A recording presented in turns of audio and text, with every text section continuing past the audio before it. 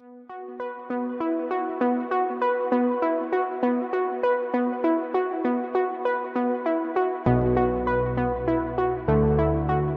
listeners, and welcome to this, the 49th episode of the Heresy Accountability Buddies podcast. I'm Jacob, and on this episode, I'm joined by Duncan, Jack, crap, Jamie, John, and once again, returning guest star of Ineptus Astartes fame, Ned.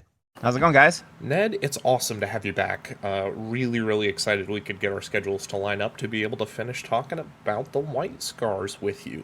But before we get to that, you guys know how it goes. We got to run through our hobby progress. What's everybody been up to? I'll go.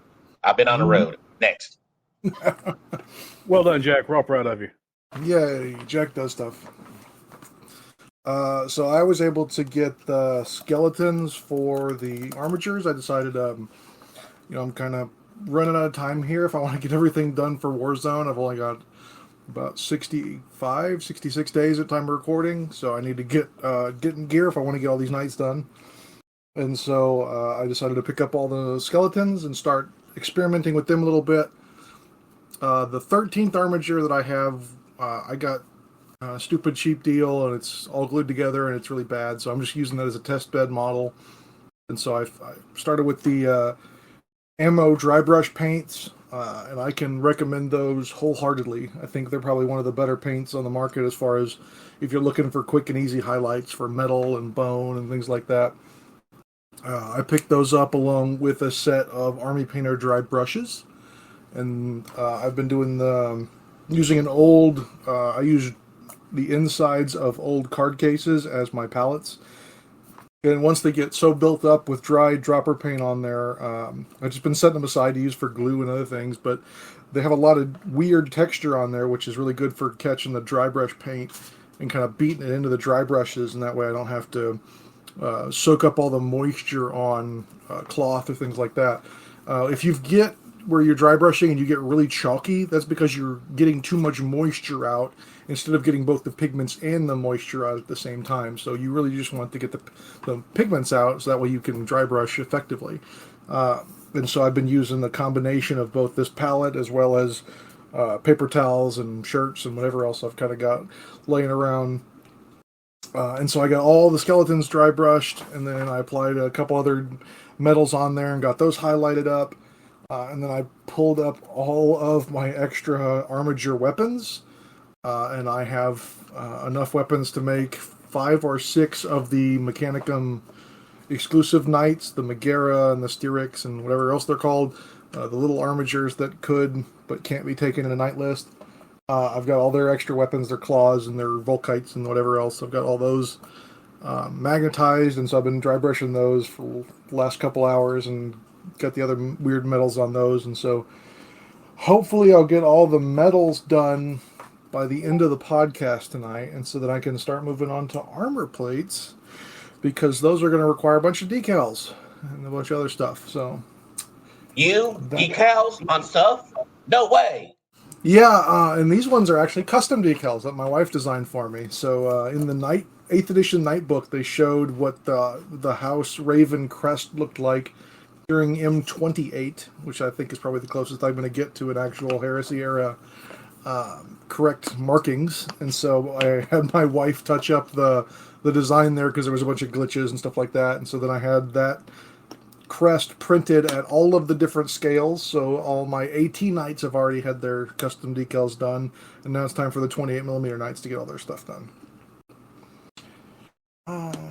I think that's pretty much everything I've done. I haven't, other than the Knights, I've just been kind of experimenting with some of the other stuff for their bases and things like that, but nothing really major and concrete. I want to get these done, so I need to start moving on them. I will pass it on to Duncan, since Jack went. I've actually spent time working overtime this week for the most part. I haven't done a lot of hobby stuff except for the past today, actually, unfortunately. But I've got my Praetor / Delegatus / whatever. I've got him. I got his decals done. I got his whites all finished. I got his gems finished. His decals are down. His golds are done. I'm literally waiting for this latest varnish level to seal on him. and then I'll start picking out some weathering on him. I've got 10 jump Blood Angel Assault Marines, pretty much the same level as him. All their colors are done, their decals are down. They're working on the final seal, drying right now, before I can do their weathering. I've got the next 10, their reds are done, their blacks are done. I'm going to be working on some of their golds while we cast tonight, actually, and maybe some on their steels. And then I've got the first couple of the Angel's Tears. The first batch of 10 are assembled. They're red. I've got some of their blacks down. I can't really do that tonight during the cast because I'm doing that with the airbrush, and as we all know, I have a giant, loud, unpleasant compressor that will run and drown me out and probably out part of the cast. So I'm not going to do that tonight. But I would like to make a single comment about the Forge World Blood Angel transfer sheet. Given how much infantry we're seeing on the table and how much infantry I personally am working on, I'm going to end up going through like 4 of these sheets just to have all the decals I need. And that's a little bit ridiculous. Just 4? Yeah. I'm only using 20, 30, 40, 50. I'm only putting down 60 infantry. So, yeah, I'm going to need more decal sheets. I know on my Dark Angels, I have several sheets, but I haven't been doing stuff on every infantry. I've been kind of mixing up what I've been putting on them. Because I also have pads. I have pads for everything though too, but I know that's not the cool thing to do right now. Well, even though I am using pads on a lot of them, I'm using the Mark V, so I've got studded shoulder pads on all of them for one, and I'm only putting 1 decal per dude for the base infantry. But what decal are you using the most? So far, the gold Blood Angel emblem. Okay, because if you look at, and this is a little bit of cross promotion for some of the new GW stuff, Leviathan has a bunch of Blood Angel symbols in gold on their decal sheet, as well as Indominus did as well. And you can find those sheets fairly cheap. And I'll actually send you some of the Blood Angel ones that I have from my Leviathan sheets. I bought a couple of them for the Ultramarines ones. And the Ultramarines ones have like little 13 in the U and Aquilas and things like that. They have really upped their freebie decal sheet game. Nice. I will definitely take a look and see if any of those will work. But at this moment, that's all I've got done. On my table for work, other than painting this week, I'm looking to assemble 10 Inducti for the Sons of Horus. I'm waiting on stuff to arrive from Jamie. Thank you, Jamie, for chain axes and bolt pistols. Should be probably Tuesday or Wednesday. Rock if it's not there already. Rock out. Looking forward to that. Other than that, basing on these guys is going to be a thing somehow. I just don't know what basing is going to be used. So we'll figure that out. Since Jack and I are doing an army that's kind of mixed together for the siege, we want our basing to match. So, Jack, what are we doing for basing? Purple. Right. So we're doing purple basing. Are we sure we're not doing Emperor's Children? Maybe. Okay. There we go. Super tiny little beer Also, I'm Alfarius. Okay. Well, there's an Alfarius goodie put in the box for you too, Duncan. Oh, glorious. That just makes even better somehow. Right. Well, that's all I've done. Is it double-ended? No, but it's definitely turning it up to 11. Okay, then. So I'll turn it over to Jamie. Jamie, what have you done this week? Well, it's been a rough week in our household, but I finally got some hobbying done last night, late, and today. Hold on a second. Air compressor kicked on. Sorry.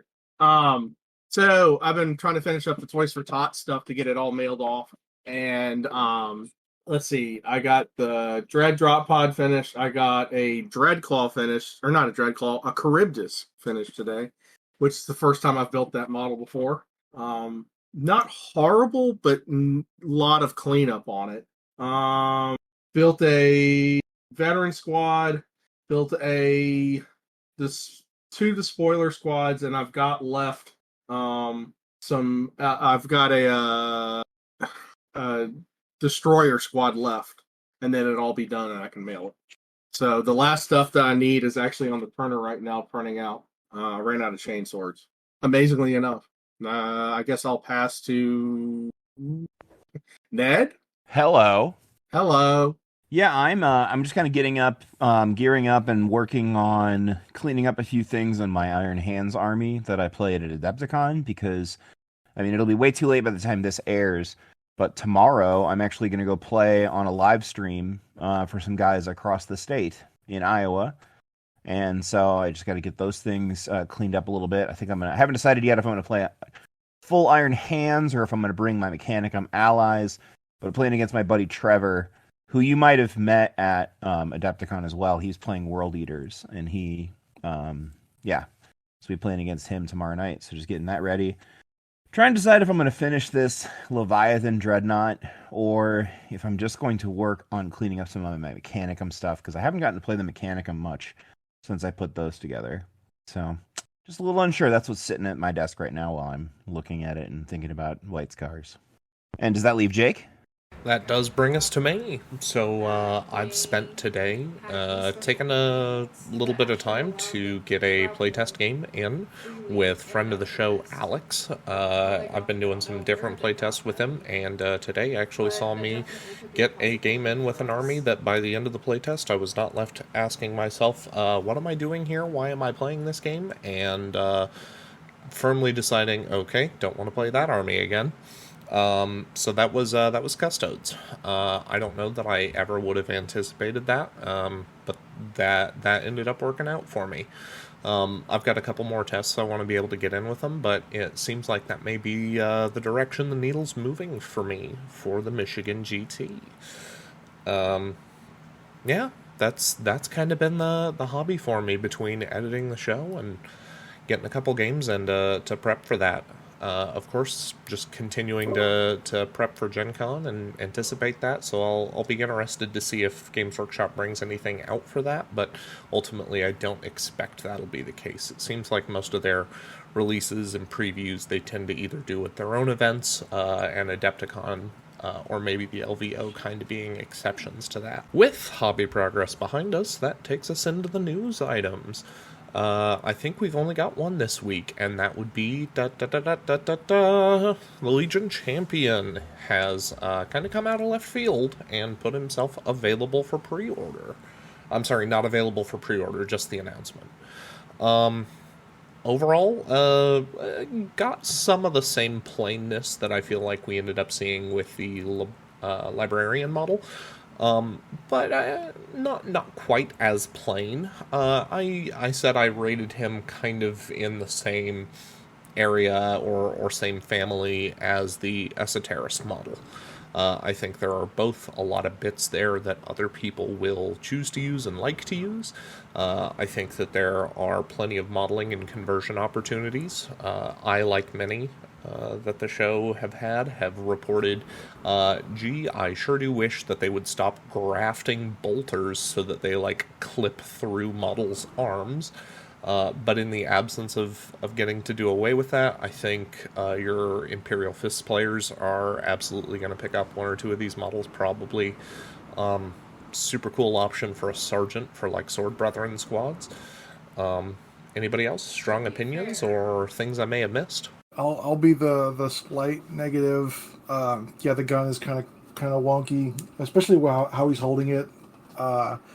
The biggest thing to me that's weird is it very much follows the new 40k tabard rule, in that a lot of the heresy models, the tabard or toga or whatever they're wearing goes over the armor and kind of obscures the chest, whereas this one, it kind of goes under the chest plate, under the belt, but over the gut plate. I think it's a little weird, so it's not going to, it's a champion, I get that, so it's not supposed to be perfectly matching with every line trooper, but if you've got other previously existing heresy models with robes and tabards and things, it's not going to look the same. I like the sword a lot. I like the pose a good bit. To me, the weirdest thing is the the way he's holding the gun and the fact that it is a combi melta, and then the fact the gun kind of melts into the arm plate's a little weird to me, but yeah, it doesn't show much. Yeah, there's some clipping there that you really wish they would have tidied up, because both of those are real physical items that take up real physical space, and intersection isn't feasible there. But yeah, Jamie. Oh, Jack, go ahead.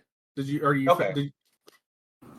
Yeah, I'm personally a big fan of it. I like it. I think the sword arm is screaming for a Thunderhammer with the how everybody's going with these days, because it has a great "look what I have" pose. I'm not a fan of the bolter, but I think there's some modding opportunities there for it. Maybe turning it into a Nemesis bolter, replacing it with a shotgun. All the best super secret tech that is out there that Duncan has told me about.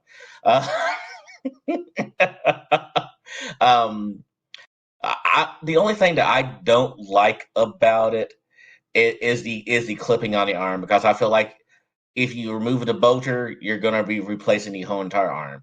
But if that's the weakest thing on the whole entire model, I'm sold with it. What about you, Jamie? Take it away. So, I actually like the model a fair amount. Not a fair amount, but I mean, I thought it was a good model. Like everybody else, the bolter I have issues with. Like Jack, I agree, and I agree that it'd be a lot better. I think, especially him being an Imperial Fist, if he had a Thunderhammer that he was kind of like leaning on, that would be kind of cool. Like they really haven't done that, but they have done that. That was the Armillus Dynap pose. Oh yeah, that was right, and I've built several. But you don't see it as Imperial Fists just want to take everything from Alpha Legion. You take one of our Primarchs, you want to take our pose. I know that my local 30K group here, they're all complaining that they all want to start Imperial Fist or Sons of Horus because they're the only people getting anything right. So, I'm like, stay the course. I was gonna say that won't last forever. No, probably not.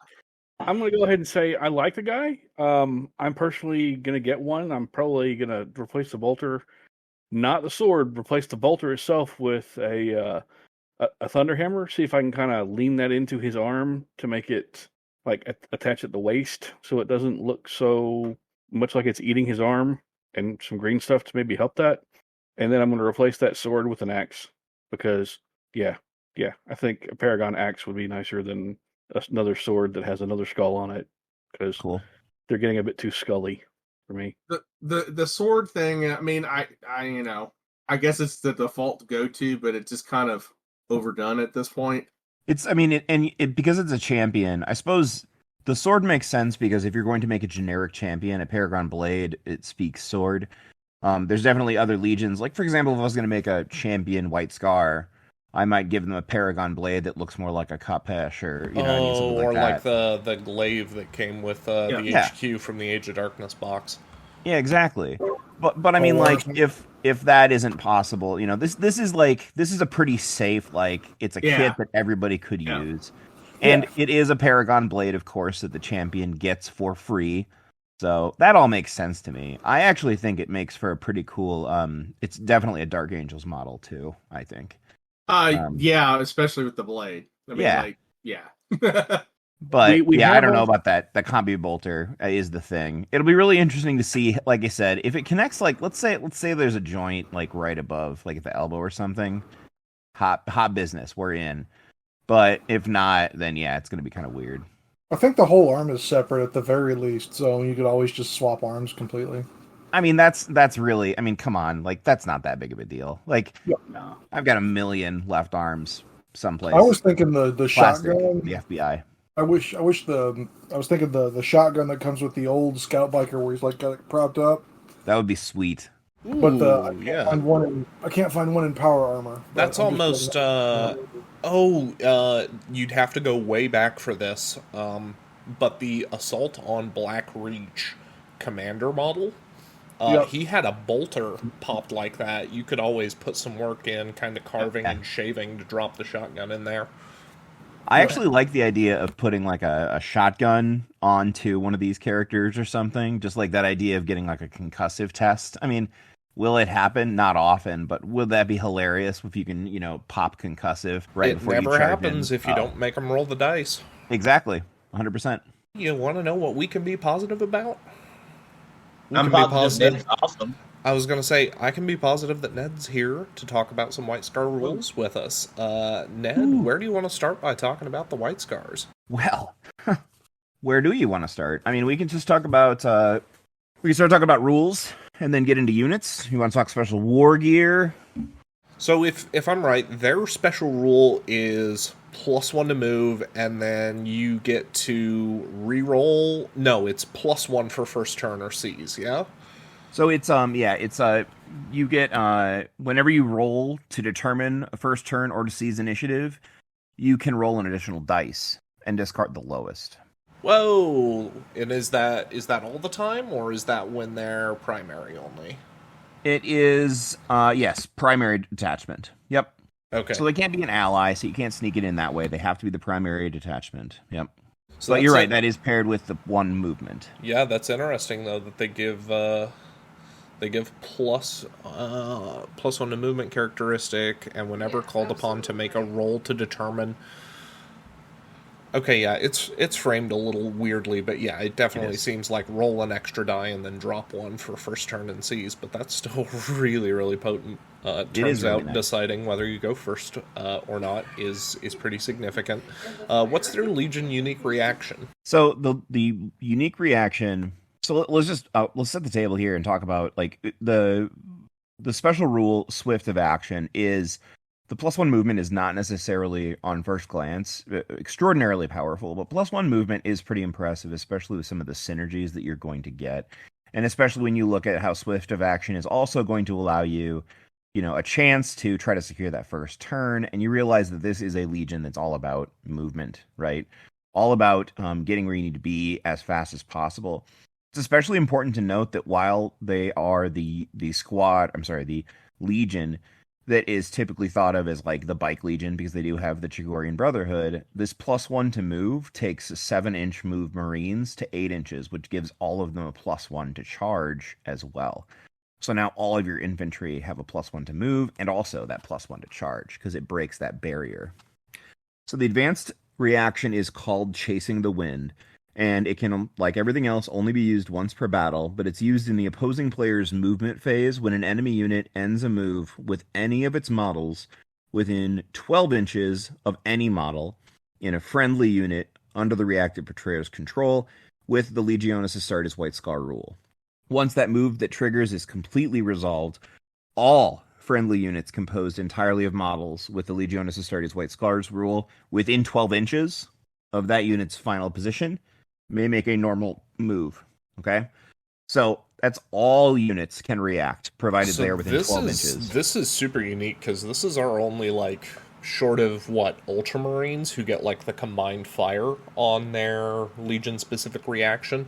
This is the only other one out there, I think, that's a multi-unit thing, isn't it? I believe that is correct. Because everything else is one unit does this, one unit countercharges, one unit does, whatever, but this is extremely powerful, especially considering the way, at least, that I like to play the White Scars. It is a game-changing, I think game-winning, in some situations, reaction when you play it correctly. So, I was trying to explain this to somebody else. So, imagine a Dawn of War board, okay? You're sitting there on the long edges, and I want you to divide the board in half, hot dog style, and then hit it up into thirds from there. So you've got 6 relatively equal grids, okay? We'll call the farthest one across from you in the upper left corner 1, 2, 3 in that order, and then the closest ones to you 4, 5, 6, okay? So imagine, for example, that you have a unit positioned roughly in between the 5 or 6 square on that, right 2/3 of the board, right? And the enemy moves anywhere within 12 inches of that. So one of the most powerful things that you can do in this game in general is play with movement so that you can do a denied flank. or reposition units, or force your opponent to commit forces to places they don't necessarily want to, right? Well, with this rule, you can essentially, if you even just have like 2 or 3 units that are in position, and then you bait your opponent to moving towards them to deal with them, because they're taking up space, they're holding an objective, they're threatening something, suddenly you can explode 12 inches of movement in any direction, whether you want to withdraw to make your opponent waste more time trying to come towards you. You can move forward into a position to strike further someplace else on the opponent's next turn. You can jump into the face over the line of a bunch of screening units and get into the meat so that suddenly you're very close to tanks or gun line or whatever else. You can do so much stuff and just utterly ruin like a quarter of the board, or maybe almost 2/3 of the board for your opponent, depending on how they've designed and committed things. Does that make sense? For sure, yeah. And I mean, like you can, like I said, you can use it to slingshot yourself into charging position onto something that you shouldn't be able to reach until turn 3. You can use it to withdraw. You can move it to pull back, especially when you're looking at jet bikes and you got that 14, 15-inch movement because of the White Scars trait. You can fly all over the place, especially with the way jet bikes now are with heavy weapon, basically becoming heavy weapon platforms. You can move, withdraw, and then just continue to keep yourself at a safe distance so that you can continue to shoot for another turn, buy yourself an additional moment there.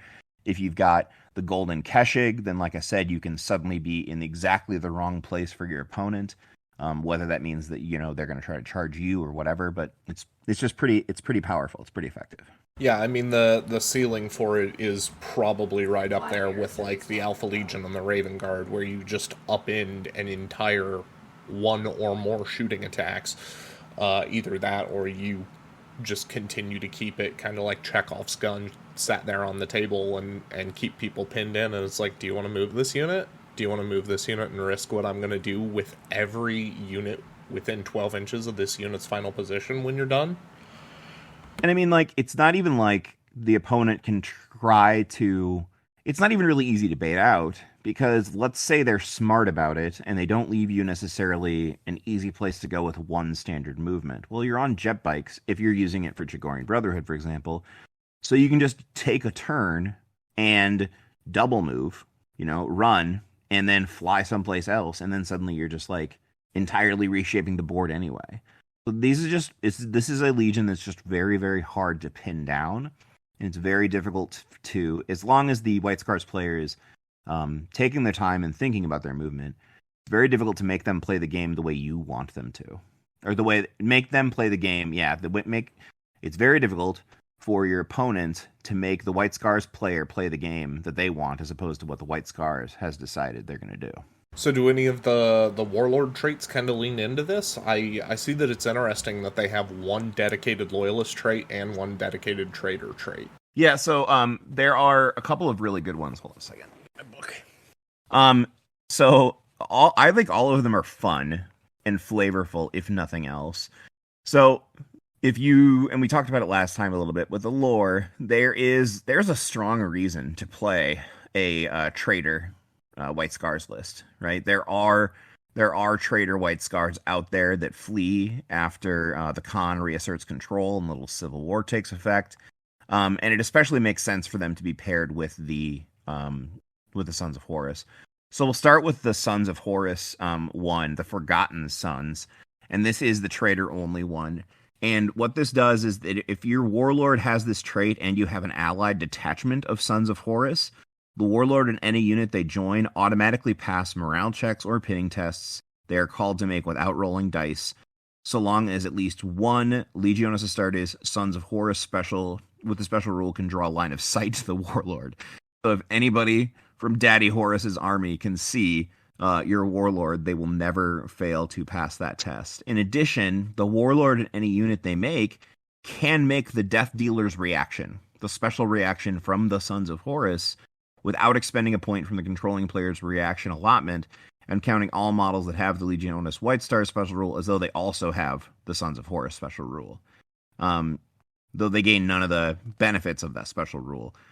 This advanced reaction can only be used once per battle. Yeah, so what's interesting there... If you use it on your White Scar unit, your Sons of Horus will not be eligible to use it. Yes, probably. Yeah. Yeah, that's how I'm reading that anyway. Yeah. But it's still pretty fun. Now, you don't gain an additional reaction in any point in the game then, but, it does allow you can react and use that one with the White Scars without expending one from your normal allotment. So still pretty cool. The Heroes Never Die is really awesome, really powerful as well, and also kind of funny because of what it means about the way you might want to play the game. So the Warlord and anything he's in becomes stubborn, and if the Warlord is removed as a casualty, all models in any friendly unit composed of the White Scar special rule become fearless for the rest of the game. So anybody who watches him die is fearless for the rest of the game, yeah. Yes. Yep. Anybody who can draw line of sight to him when he dies. Yeah, it's kind of close to a militia one. Militia has one that's kind of like that, where you die, you can either become fearless or gain weapon skill bonuses and things like that. Yeah. So they also, while the Warlord is alive, you do get an initial reaction in the assault phase. And this last one, which is a little bit more what you would expect of the White Scars, the Warlord and all models in the army, and with the cavalry unit type, ignore difficult terrain and gain a 4+ invulnerable save against failed dangerous terrain tests. And that's Born to the Saddle, right? That's Born to the Saddle, yep. And that is obviously like one that you would think of using if you were playing the Chikorian Brotherhood. Yeah, if you're playing standard bikes, it lets you fake some of the better elements of a jet bike or like Raven Guard jump packs. Right, exactly. Yep. Helps you survive a little bit with some of the issues, some of the things you might face, but I don't know. Jet bikes have a huge move still. So like it's not you can pretty easily stay out of dangerous terrain sometimes, I feel like. But yeah, if you need to, you got that chance. Well, which one's your favorite? Good. Say what? Which one is your favorite?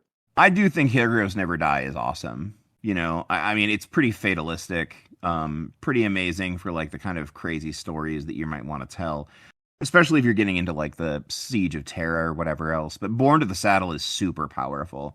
A Warlord trait that gives everyone in the army a special rule is pretty nice.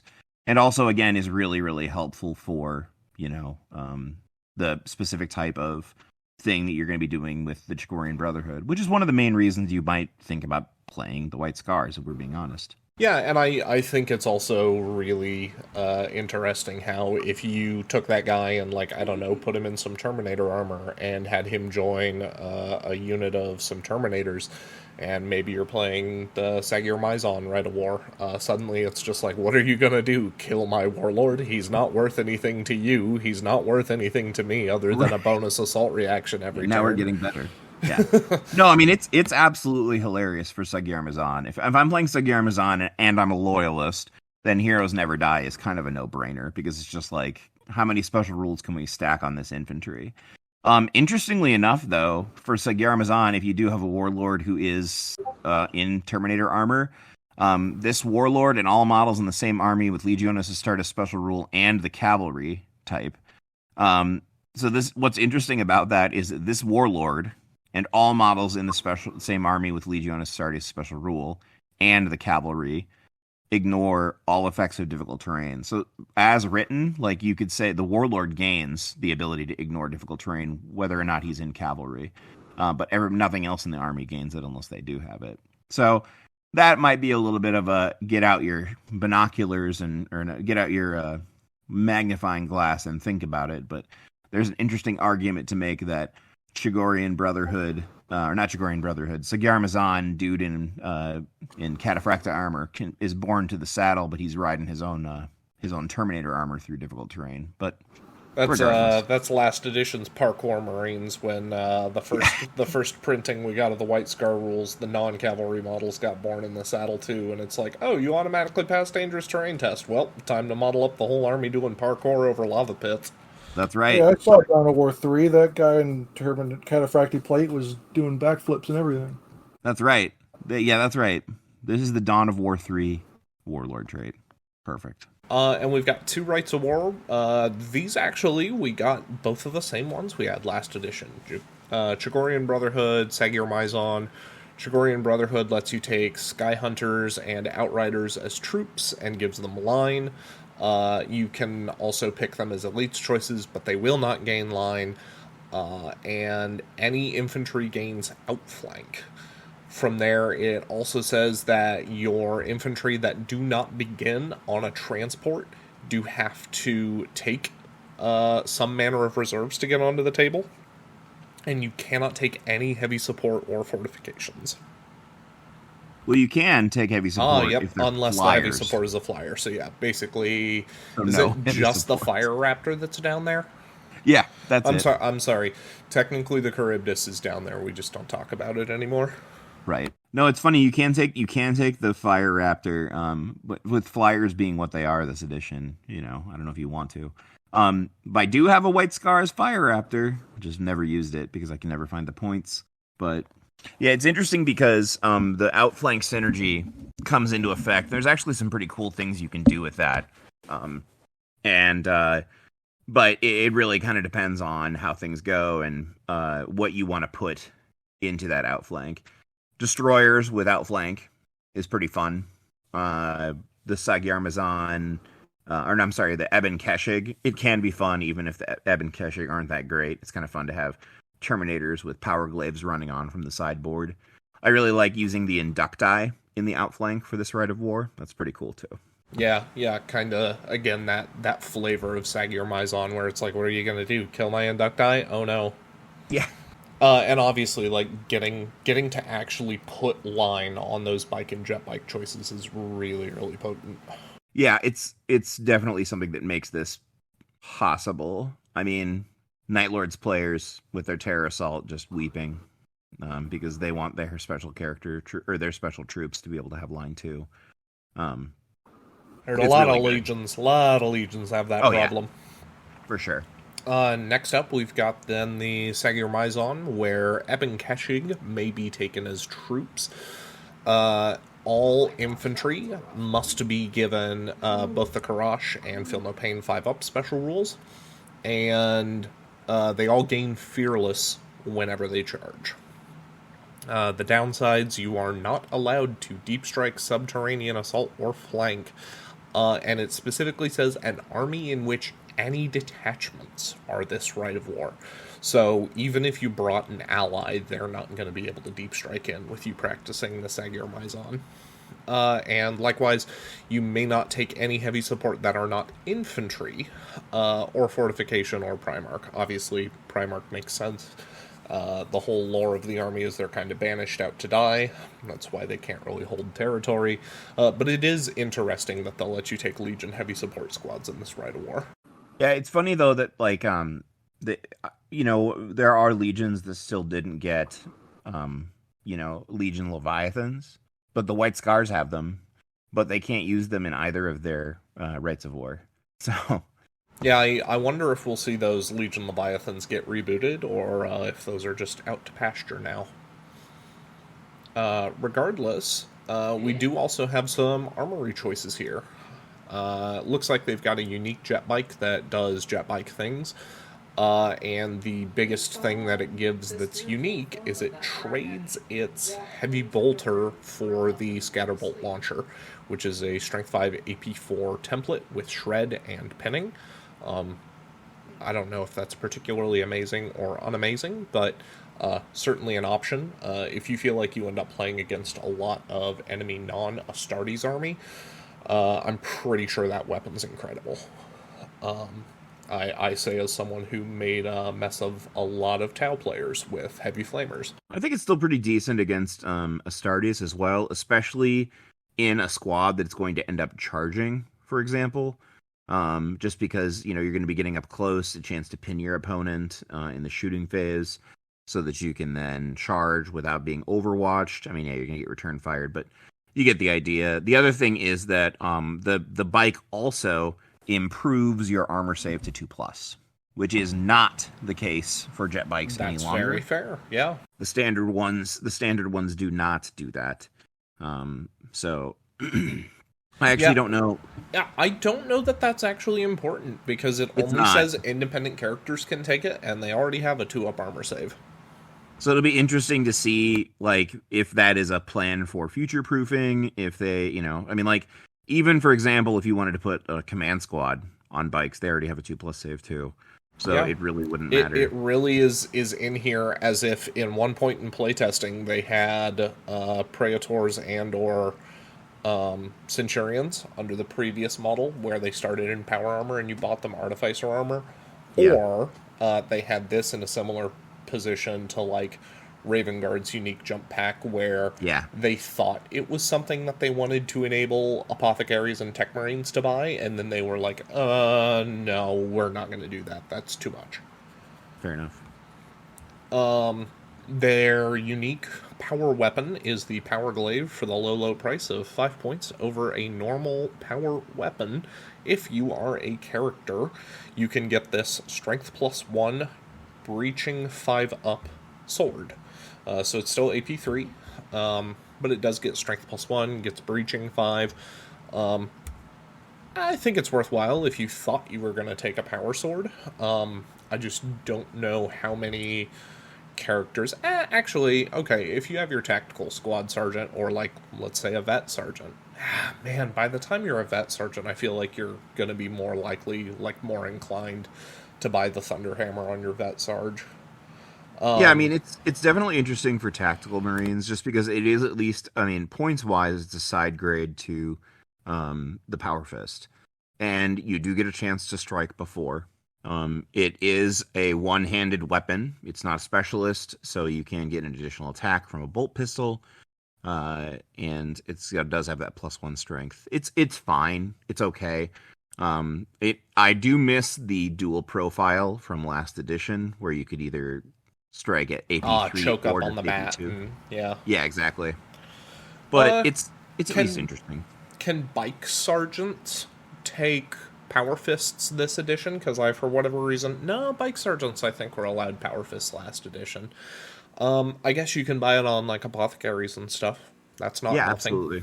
Yeah, you could put it on an apothecary. Yeah, by the time you're 2 attacks base, 3 for dual armed, 4 on the charge, you've got a not unreasonable chance of being able to grab the breach if you end up in close combat with somebody who's not multi-wound.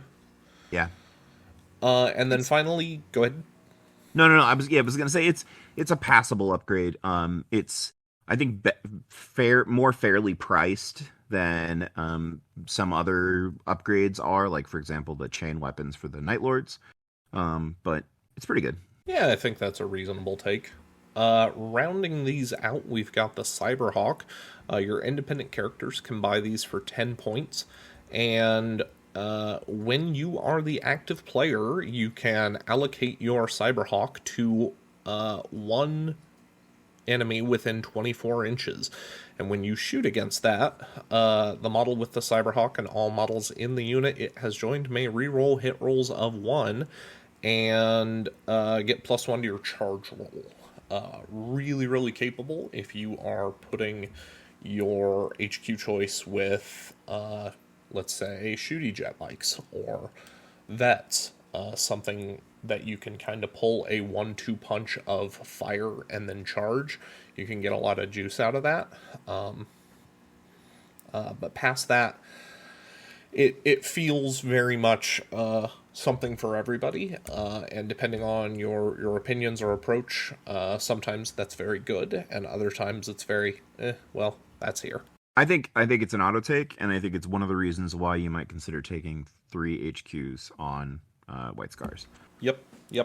Handing out a not chaplain buff, actually handing out any buff in the shooting phase is typically very good. There's only like 2, technically 3 models if you count the Tech Marine that do it, between the Master of Signal and then the Siegebreaker. But the fact that if you put a Master of Signal or a Tech Marine with whatever unit you have there, suddenly you can basically twin link a unit that wouldn't ordinarily have been twin linked, and that's pretty strong. And to point out that you can't actually put a Master of Signal on a bike, so this allows you to do something else that you wouldn't be able to otherwise. Can Tech Marines take bikes? Yes. Interesting. So, okay, I guess I get why Master of Signal can't, but that's partially probably because they couldn't last edition, and Tech Marines were allowed to last edition, so, yeah. But you could always spend, especially if you have a squad that's going to be doing some shooting, instead of putting a Master of Signal, by the time you get the Tech Marine in there, you could always take their unique librarian, the Stormseer. Stormseer is a 45-point upgrade, can be taken on any Centurion variant. It can either take their unique table, which is Storm's Fury. You can take Divination. Divination has the ability to get Precision Shot 6, or if you push the power, get Precision Shot 5. Telepathy with the oh-so-lovely pinning power that we've all come to hate. Or Thaumaturgy, if you have jet bikes, or a similar unit where you can float some wounds through some multi-wound characters. Thaumaturgy will let you kind of fake an it will not die roll on those, and that can be really potent. And the Stormseer does get Adamantine Will 4. If he took Storm's Fury, the psychic weapon is Unseen Bolt, a 72-inch range, Strength 4, AP 4 large blast with Shock Pulse and Force. It's also a barrage weapon, so keep in mind, you don't have to take a psychic test to use Unseen Bolt. That's pretty powerful on its own. And the fact that if you do take the psychic check, you double the strength of the attack with the power. Unless that's been FAQ'd, where this is supposed to be psychic focus, where you have to take the test to use this power.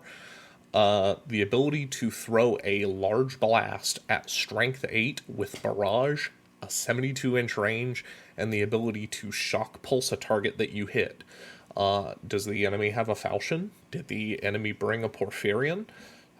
Even just like, I'm not a big fan of that Typhon, or that unit of Scorpus Whirlwinds on the other side of the table. Let's just see if I can mess them up. Even if you don't use Force to boost it to Strength 8, which generally I think you should, but neither here nor there, the ability to force those models to snap fire and potentially cost them their shooting, really, really potent.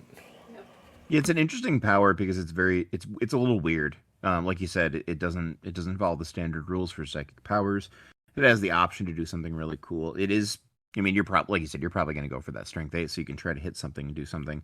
The 72-inch range is really what's absolutely hilarious to me about this, though. 72-inch range, barrage, large blast. Yeah. And this comes from your HQ choice. So you could totally bring one of those cyber familiars on this guy. You could put him in a unit of, you could even put him just with like recon marines, because you can get some pretty long sight lines on those guys, and give them a little more guaranteed threat against multi-wound models or vehicles. Very, very high potential on that. The one thing, of course, is the Cyberhawk does have a 24-inch range, which it can, help with. But yeah, I mean, the ability to like reach out and touch someone like anywhere is pretty fun. And then Call of the Wind, instead of moving in the movement phase, a Psyker with this power may grant Fleet 2 to all friendly units with at least one model within 6 inches. This special rule lasts until the beginning of the controlling player's next turn. You could choose to take a psychic test and juice that to Fleet 4. If I'm right, Fleet says add that much when running or when charging. Correct. So let's see here. By the time my jet bikes move 15 inches in the movement phase, which is enough for a +3 in the assault phase, and then a +4 from Fleet, if they started the turn next to this guy, or even just, let's say you have one model trailing behind to be within 6 inches and pick this up. If you just look at the capacity for force projection there, where you go 15 inches plus the 6-inch bubble you had in front of the librarian, that's already 21 inches before now you're rolling a charge on 2d6 that you get to add 7 to. Maybe 8 if there's an independent character in that squad with a cyber familiar. Yeah, absolutely. Or Cyberhawk, sorry. Suddenly your odds of hitting a 12-inch charge and just completely sucker punching a unit from, what are we looking at, 27 inches away? Very, very high. I think the Stormseer is almost a must-take for White Scars. This guy's nuts. Yeah, and I mean, like, there's the cool thing about the Stormseer is that you can also take telepathy. So if you want to, you can take, just use for that shutdown power, which is also pretty effective. I've used the Stormseer on a bike and used the telepathy to like help them escort, for example, the Khan with a squad of Golden Keshig, so that they don't get intercepted or not intercepted. I'm sorry, not so they don't get blown out of the water with return fire or Overwatch. But yeah, I mean, one of these guys on foot near the center of your line or something, just basically just saying, "Go forth, my sons," and tearing all sorts of whatever. The important thing to note is, of course, that he can't move during this turn, so he's standing there and helping others go fast. He can't move if he does Call in the Wind, but in your example, if you started one on the table, as we talk, like Chagorian Brotherhood, if he took telepathy, you can, at the start of your movement phase, you can hit the enemy heavy support squad with the, telepathic suppression. You can roll for reserves, bring your reserves in, and then you can chase your normal shooting with the special telepathy psychic power and try to really clamp down whatever that enemy heavy support squad is. Now, admittedly, if you're on jet bike, you might be in for some pretty wicked retaliation there. Right. But the opportunity for that kind of a play is there. It's pretty explosive combo. Okay, do we want to get into the units themselves and then finish on Khan, or do you think Khan is where you want to start and then pull through the rest of the units? We can go to the units first. All right, cool. Which one do you want to start on? Well, we were just kind of talking about it, so let's talk about the Golden Keshig. So they are, and so for all of the units in here, their extra 1 movement is built into the thing already. So they have movement 15. Weapon skill 5, ballistic skill 4, strength tough 4, 2 wounds apiece, initiative 4, 1 attack, leadership 8, and a 2+ save. And their champion has just an additional attack and additional leadership, like you would expect. The squad comes base with 2 riders and 1 champion, so three jet bikers. Excuse me. They have Shamshir bikes, so they've got the special scatterbolt launchers. Artificer armor, which they don't need because they have a Shamshir bike, but that was a thing that was in last edition too. That didn't make sense, so whatever. They've got chainswords, bolt pistols, and the Kantos power lance. Their special rules: they get hit and run, relentless, Legionis Astartes, White Scars, and Hammer of Wrath 1. I think it's also worth noting these guys are actually heavy, so they're not allowed to run. Yeah, which is pretty weird. But considering you want to charge with them every turn anyway, it's not... I mean, it hasn't been as big of a deal in my games, but I could definitely see situations where something goes wrong and they end up just...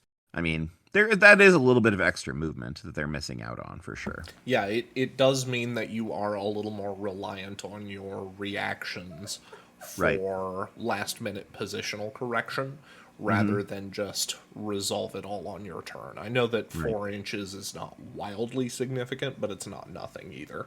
Right. So they're 40 points additional per, and they can get up to 3 more, which, for my money, you're going to take 6 in every squad. So you can basically consider this... Oh, gosh, what is this? So it's 140 plus another 120. So 260 is the base price for this 6-man squad. And then after that, any model in the unit can drop their chainsword for a power weapon or a charnable weapon for 10 points apiece. And they can take a Vexilla. One of them can take a Vexilla for 10 points. And then the champion can take a Thunderhammer for 25. So you don't necessarily have to upgrade their chainswords if you don't want to, because they do have the Kantos Power Lance, which is really kind of like the special bell and whistle for this unit. The Kantos Power Lance is a melee weapon, strength 10, AP 1, melee, ungainly, which means that you only get one attack with it on a successful charge, but you don't get any bonus attacks or anything. You just get to hit once with it. But it has Lance, Brutal 3, Sudden Strike 4, and two-handed. So Sudden Strike 4 means that you're striking at initiative 8. Strength 10, AP 1, and Brutal 3 means that you are going to instant kill most things in the game, most melee things in the game, or I'm sorry, most infantry in the game, and that you will really mess up some dreadnoughts. This unit, I think, is particularly hamstrung by the fact that it can only be 6 models.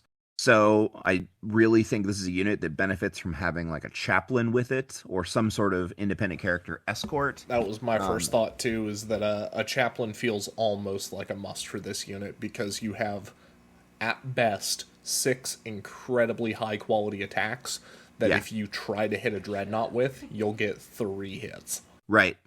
Now, admittedly, that means probably 6 or 9 saves for them.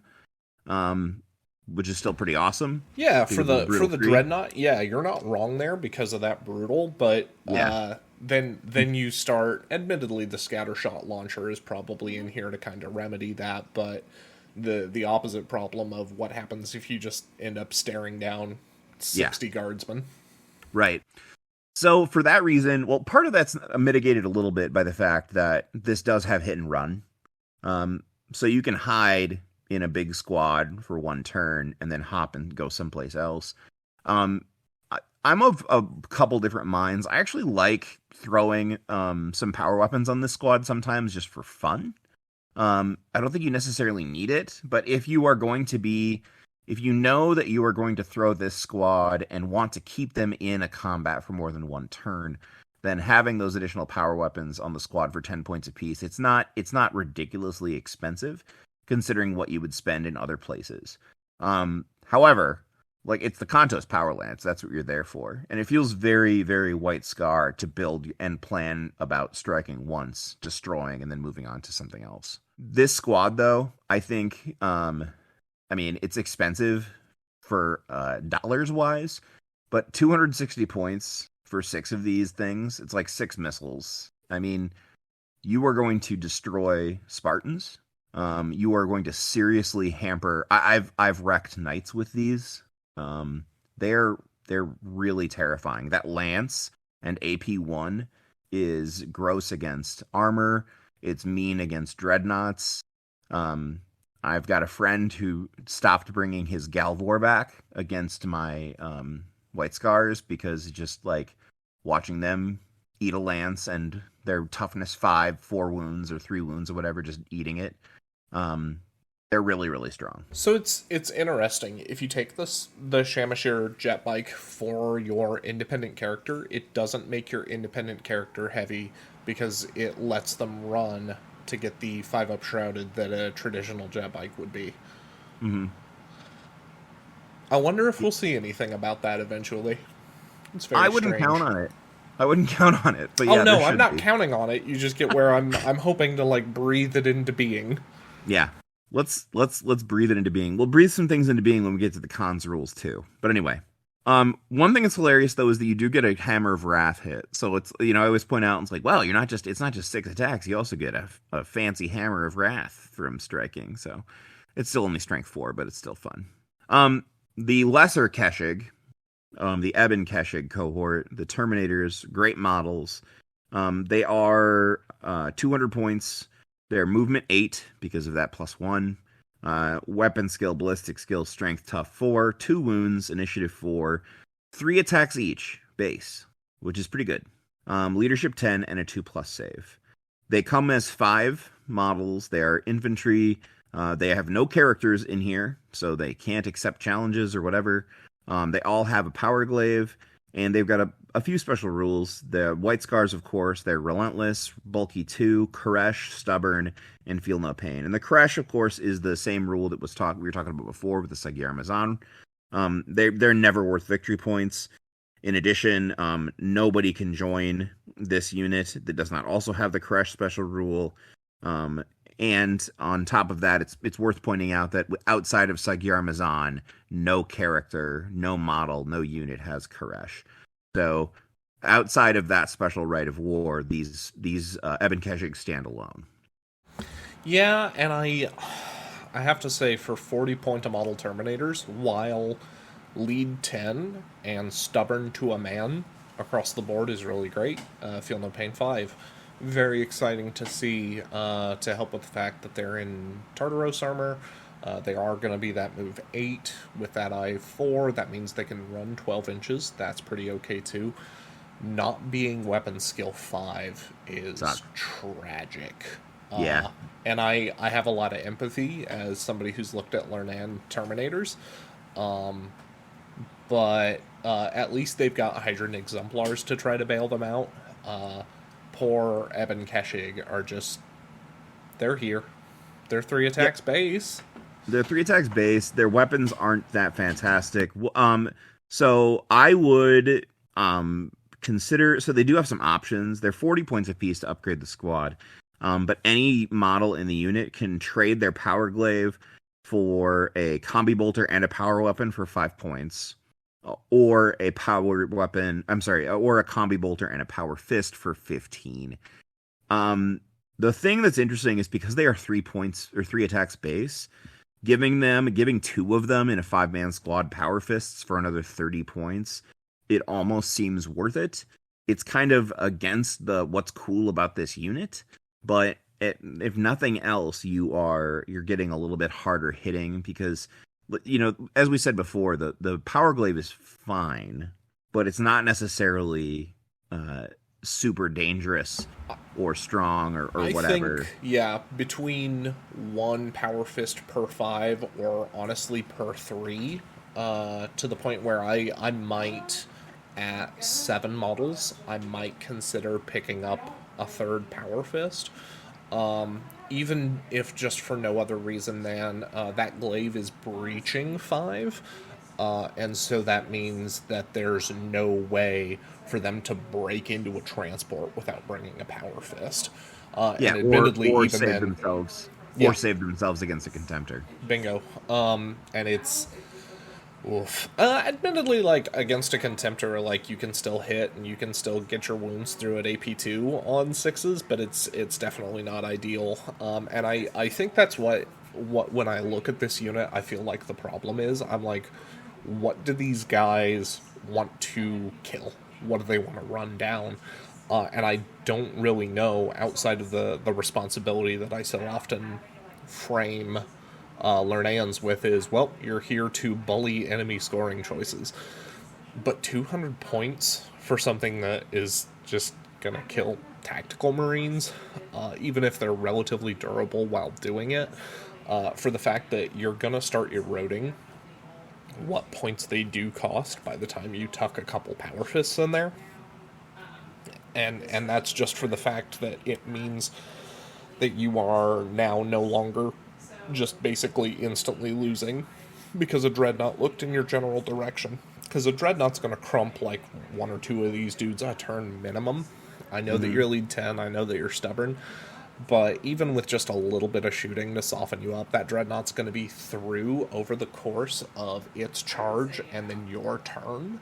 And then that Dreadnought is going to be just trundling along on its merry way, while your Eben Keshig, admittedly, they've fulfilled their penance. They're dead now. Yeah. But the other thing that's funny about them is that they have no dedicated transport option. So yeah, they're definitely banking on you're going to run these for the first turn or 2, and you're either using these as speed bumps, or you're using these to hunt enemy scoring choices in the midfield, like Assault Marines or Despoilers, or even I guess if somebody is a madman like Duncan over here and he's putting 40 to 60 chain axe wielding madmen on the table.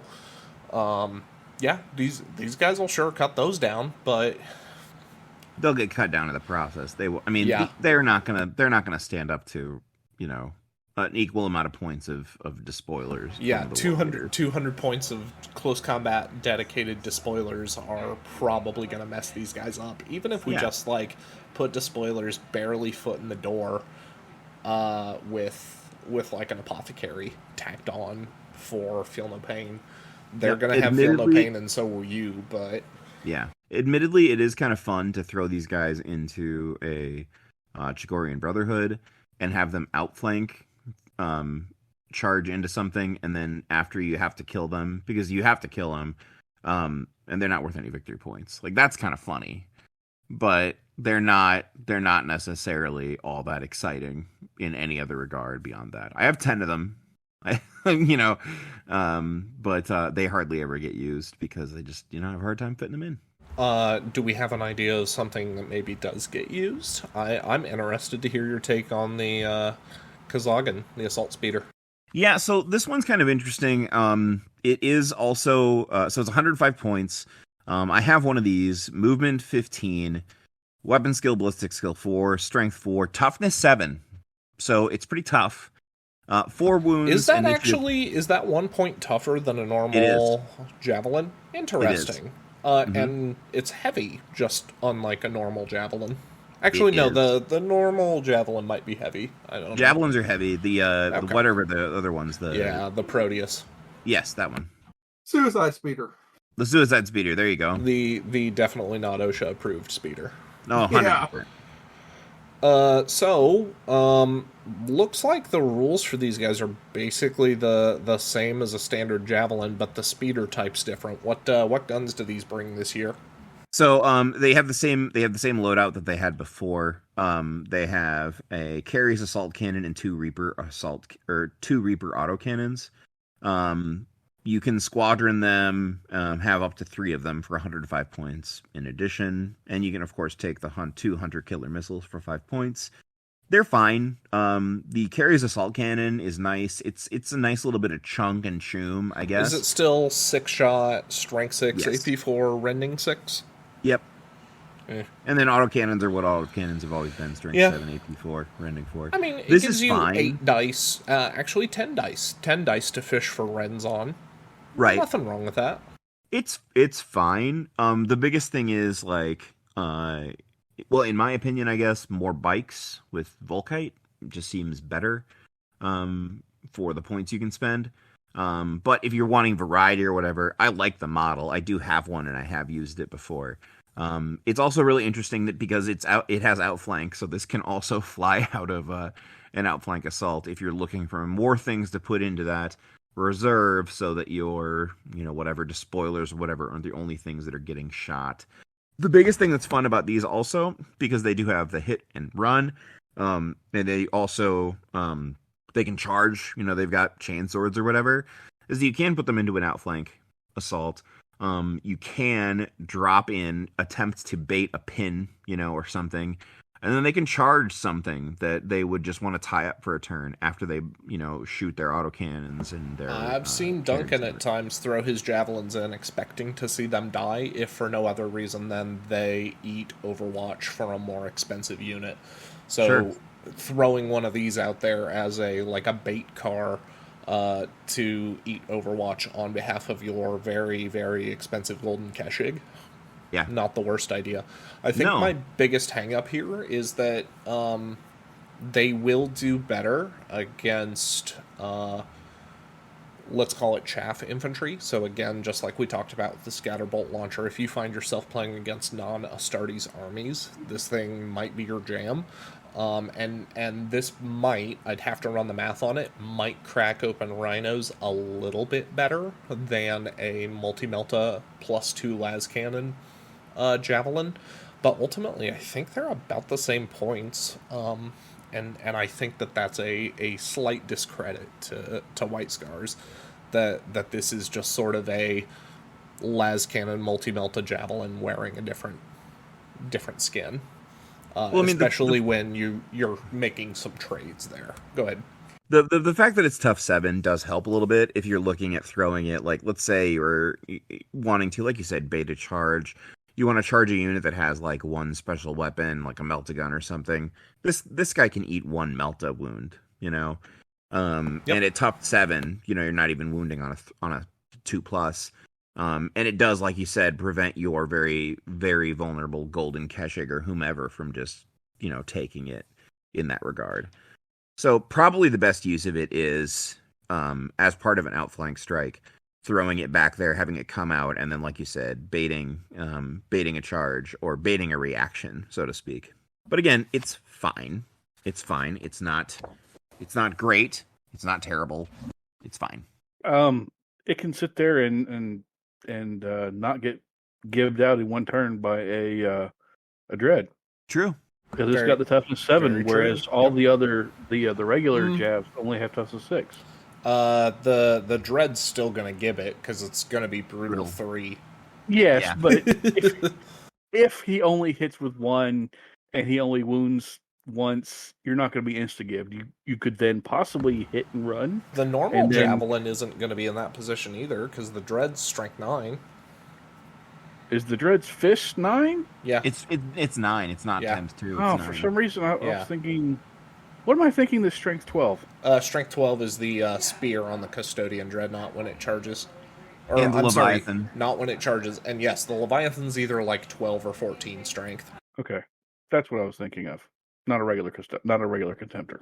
I'm not a regular contemptor. Special contemptor. Yeah, well, you say that now. We all know it's not true. All right, you ready for the exemplary unit? Yeah, are these the scout guys with the lightning claws? Oh no, I forgot about those guys. Is this I gotta look those guys up? Yeah, then the Falcon's Claws. Those guys are hilarious too. No, this is the White Scars, Dark Sons of Death. These are the special destroyers that they get, and these guys are average. Okay, so 155 points for 5 of them. Movement 8, as you would expect. The standard guy has the standard Marine score. The champion has weapon skill 5 and 2 attacks.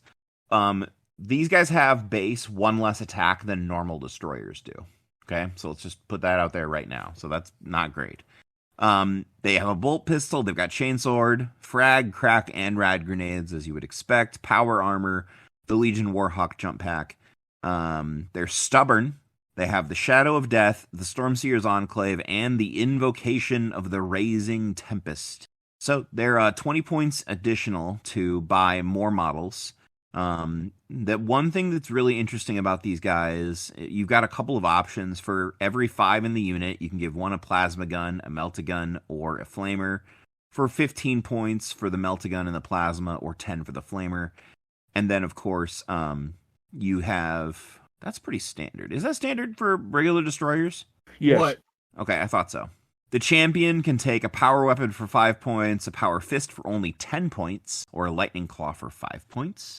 A pair of lightning claws for 15 points, artificer armor for 10 points, and of course melt-a-bombs for 5 points. But what's interesting is that any model in the unit can exchange their chainsword for a charnable weapon for 5 points, or a power glaive for 10. So that's pretty interesting, that you can give all of them power weapons or charnable weapons for 5 points apiece, or 10 points for the power glaive. Now, they've got 3 special rules. The Shadow of Death says that a unit that includes any model with the special rule can only be joined by a Stormseer or a Moritat. So these guys, as opposed to just being destroyers that can only be with a Moritat, they can also go with a Stormseer, which is something that fits in with a little bit of the lore, with the White Scars. Now, this does mean that they cannot have Tech Marines or Apothecaries in their unit at all. Stormseer's Enclave, these can be selected as a retinue squad in a detachment that includes a Legion Centurion with the Stormseer upgrade. And then they're just taken as part of that instead of an elite's choice. What does it say? No, it's just all the standard rule for the retinue stuff. And then finally, this is the one that's really strange. Invocation of the Raising Tempest. A unit with at least 1 model with this special rule gains the Fleet 2 and Rage 1 special rules for the duration of the current assault phase when attempting a charge against an enemy that they outnumber at the point when that charge is declared. The latest printing has bumped that to Rage 2. Oh, has it? Yes. Oh, okay. So that is pretty cool, because if they outnumber, They actually gain one more additional attack, but they need that special rule of Rage 1 in the old printing to make it so that they are just as good as regular despoilers in that regard. However, they do get that fleet too, which is pretty great. So it's an interesting unit. Really? You can jack that to Fleet 4 by the time you get a Stormseer in there. Exactly. Well, although the Stormseer is maybe not. That's right. He has to. Yeah, he would have to not move. So yeah. However, it would be pretty fluffy. It would be pretty fluffy to have a unit that, like, just to have an attachment that has a Stormseer and a squad of these guys. So I mean, you could do the thing where he's just there and these are his lads jumping over there. It's a little too bad that they only have base 1 attack as opposed to other destroyers. But the Stubborn's pretty great for a squad that's not likely to have a lot of character support other than a Stormseer. And then also, like you said, the Fleet 2 and Rage 2 means that they can chunk out and throw a lot of attacks. This is the unit that showed up for the first time 1 week before Adepticon 2 years ago. And I was like, well, crap. And so I put them together in like 3 days. So I have a squad of them, and I think I ran last edition. I ran 4 or 5 power glaives. I think I would maybe put more charnable weapons in. I think I would go with all charnable Tabars. Yeah, I think they would actually be pretty fun, pretty cool, and for only 5 points apiece, pretty amazing. Especially when you consider the raw number of attacks that you might have. They're gonna have jump packs, so they can easily outnumber almost anything, especially if you bump it up to a 10-man unit. They count as 20 models. So there's a lot of cool things you could do with this. This might be another squad also that you use to you put into, because they're infantry, so they can outflank in Chigorian Brotherhood. You can throw them in. You can use that speeder, whomever else, to try to protect them in the charge. You're rubbing your hands together evilly, Duncan. So one thing I think that's kind of, if I were making a White Scars list, I would auto-include these guys. Like, auto-include every single time. Because you have Fleet, you have Rage 2, you have Rag Grenades, and you have Charnable Tabars. So congratulations, you're instant deathing anything you strike. Yeah. You're going to give Marines, and with you having that many attacks, you're going to get some breaching in, and you're going to punch through. You're going to double out dudes who normally you would not be able to do so with a charnable weapon. I mean, yeah. The other thing too I really like, honestly, is the fact that considering so much of the army is going to end up being bikes, it's really fun to have basic infantry that you can just put in for a variety on the table. And these guys have their own special bit of fluff. It's not like you're just throwing in something that doesn't make sense. This makes sense in White Scars lore, and so it's a fun thing to include. So yeah, I really like including these guys when I can put them on the board. Yeah, I've looked at these guys a couple times. I think out of all of the Exemplary Battles units, this one and the Chieftain Squad, I think, are probably my 2 favorite. Yeah. How dare you impugn Deliverers, sir? Which ones are Deliverers? The Raven Guard Terminators. Oh, that yeah, are really, really bonkers. Well, okay. I'm disparaging them, but at the same time, I'm also disparaging the Iron Warriors ones, who all come with a Thunderhammer. And there's also the Huskarls that get Battle Hardened 1. Yes, there are all these things. And the Morlocks. Yeah, I think that's what he was meaning by Gorgons, yeah. All these reasons why I'm like, maybe we should play core only. But yeah, but we digress. I really like this squad because it's something that's not on jet bikes that can almost keep up with them, and it just seems like something that's different from the standard White Scars that you would normally see on the tabletop. And that's why I personally think, if I make a White Scars army, I would auto include them just because they're different. Yeah, it's fun variety, definitely. We do have, I have pulled the page up for them, we have Falcon's Claws. Movement 8 base, kicks to 9 with the White Scar trait. Otherwise, standard Marine stat line with one sad exception. 4-up armor save. So 95 points for the first 5 models, 16 points a model for the second 5. They do get Shroud Bombs, which is not the worst this go around. What else? They can take Melt Bombs at 5 points a model. They can the Sergeant can take a Cyberhawk if you ran out of HQ choices and needed to take one. Hey, hooray, hurrah. They do also have, I did miss it here, Marked for Death, as if they were Seekers. They have Precision Strike 5 on the off chance you make it into close combat and get to stab exactly the guy you choose. And then the Champion may choose to take Thunderhammer, Power Fist, Hand Flamer, Plasma Pistol, or Volkite, Serpenta. I would not, in general, advocate spending 20 points for a Weapon Skill 5 Thunderhammer that has a 4-up armor save. You do what you want to do, like, don't let me tell you how to play the game, but that's not my go-to strategy. These guys are really funny, and the idea of Lightning Claw Scouts is awesome. But they very clearly were an idea that they brought up last edition. They're like, nah, this is kind of dumb. And they just kind of let it go. No, we're not going to make models for these. No, we weren't sober during the design phase. No, put it back in the box where it came from, or so help me. I could see these guys being fun in Zone Mortalis, as long as the other guy didn't bring too many heavy flamers or assault cannons or grenade launchers, but yeah. Well, I mean, they also, again, they can outflank, so they can go into an outflank strike, which is something that you might consider doing in a couple of different Rites of War. Not Sagaramazan. They would be pretty fun in the Sagaramazan, because at least they'd also get Feel No Pain. But yeah, they're really expensive.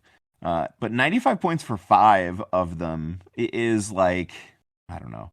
The biggest problem is that they will get shot to death by anything in the charge. Like, almost anything can wipe that guy even just a few rogue bolter rounds, and you're suddenly hemorrhaging like 40 points, and you're like, I shouldn't have done that. Yeah. Our last expanded unit is another legacy, and that is Salman Khan. Somebody who previously, I believe, had rules, and the model just did not manifest itself. So 180 points, and he can opt to spend an extra 30 for a Scimitar jet bike, not a Shamashir. He's a Praetor stat line, but he does find himself possessed of Strength 5 base. That's pretty cool. There is a cost to that, though, and he is only lead 9 base. I think Praetors are lead 10 this edition. His war gear, he's got a Combi Melta, a bolt pistol, the Tianshan, frag and crack grenades, iron halo, and artificer armor. So his unique melee weapon is a power weapon, strength 10, AP 2, melee, unwieldy, brutal 2, specialist, reaping blow, hammer hand. The mountains that climbed to heaven. And it is from these tales that the great hammer he carries takes its name. So it's just a super bonkers thunderhammer, and that's why it gets reaping blow and hammer hand during, strength 10. So it could have been listed as strength times 2, but who's counting? Hammerhand. During any fight subphase, the controlling player may choose to have him make a single attack at I-10 with the listed profile instead of attacking normally. He may not gain bonus attacks for charging, additional weapons, or any other special rule. And that single, Hammerhand, I'm definitely not Eidolon, is a Strength 12, AP 2, Melee, Brutal 3. So if he really gets his oomph together, he can bonk you about as hard as a Dreadnought, if not a little bit harder. But it is a single attack, kind of takes us to that whole, you might want to bring a chaplain if you're planning on that strategy kind of thing. Mm-hmm. Other special rules, he has Ally of the Silent Order. A detachment that includes him may take a single Knight Centura as a non-compulsory HQ without taking up a 4-sword slot. A Reptora cadre may be taken as a retinue for this Centura, included in this way. Sisters of Silence included are treated as sworn brothers. I have no idea how good that unit is or isn't, but that's pretty cool. And what's more is that does not consume his Warlord trait. There's more than a few of these people that would be their Warlord trait, but not the case for him. Yeah, he's a really fun special character, and I mean, I think the White Scars have a couple that are really interesting, and this is definitely one of them. I made this character before, and I put him into ZM list with the Sister of Silence last edition. Anyway, I haven't really looked at him much this edition, but it's definitely fun, and like you said, Eidolon light. But the ability to swing that brutal 3, strength 12. Thunderhammer is pretty nuts at initiative step 10. So, he's fun. Wrapping up on him takes us to Chincha. Weapon 6, Ballistics 4, Strength Tough 4, 4 wounds, I6, 5 attacks, lead 10 to up save. This is the other character sculpt that we do actually have for them.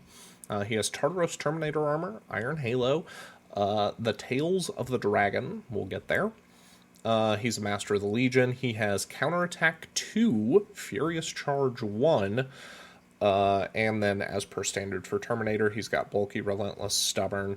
He does have a dedicated Warlord trait, Chosen of the Kagan, and he has Master of the Keshig. His Warlord trait is that if he is the army's warlord, once per battle, the controlling player can choose to bring a single thing in from deep strike or flanking assault without rolling a die, or have that unit remain in reserve for that turn. This may not be used to bring a unit or units into play on a turn when a reserves roll could not normally be made for them, so you can't use it on first turn to cheat that. And he gets an extra reaction in the assault phase. Being able to manipulate reserves deterministically, really, really strong. Yeah, it's a good power. It's a follower from his rules in first edition. It was great last edition. It's good this edition. I know, Jacob, you've talked before about your woes with rolling reserves dice and having things come in. So, I mean, this is definitely... The more I play, the more that I feel like you, unless you're able to do certain things like have Battle Hardened and a 4-up Inmuln or be true tough 5, the more that you need a dedicated ground presence, or at least for the games I've played, you need a dedicated ground presence that can absolutely hammer the enemy before your reserves arrive. And depending on how you read his above statement, I don't know if that holds off the entire outflank or deep strike group, but even if it's if it's only holding one unit, that's probably not worth much, because it means you're going to have to risk getting that single unit slapped with Interceptor when it's all on its own and there's nothing else to defend it. But if it will let you pass and just be like, nope, my reserves aren't coming in right now. Ooh. It does say it says single eligible friendly unit or group of friendly units. So I would assume that you can just stop the outflank assault. So as long as you aren't double dipping for both deep strike and flank assault, that's pretty powerful. Yeah. He's then got Master of the Keshigs, which says his Tartaros command squad may take power glaives at 5 points a model.